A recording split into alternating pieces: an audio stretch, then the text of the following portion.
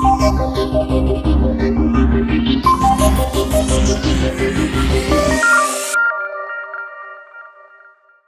on fait ce genre de conférence, et l'expérience du TEDx de La Rochelle a été pour moi, je dirais, une première, c'est une vraie épreuve en réalité. Et c'est en particulier, pour moi, c'est un véritable exercice d'authenticité.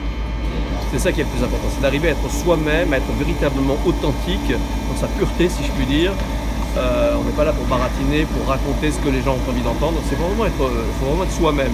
Et c'est un exercice qui est loin d'être une évidence et qui nécessite effectivement un travail sur soi-même et d'adopter une posture particulière, une tenue particulière.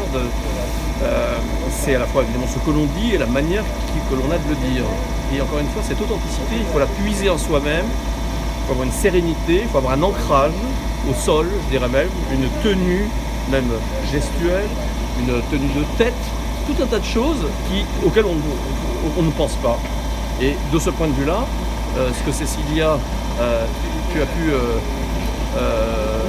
faire pour moi, en m'aidant, en m'accompagnant, en me coachant en la matière, a été extrêmement précieux, sincèrement. Donc j'en suis vraiment très reconnaissant parce que ça m'a vraiment appris des choses et je n'aurais pas été capable de produire ce que j'espère avoir pu faire lors de ce TEDx grâce au travail que tu as accompagné très généreusement en plus au cours des mois qui ont précédé cet événement.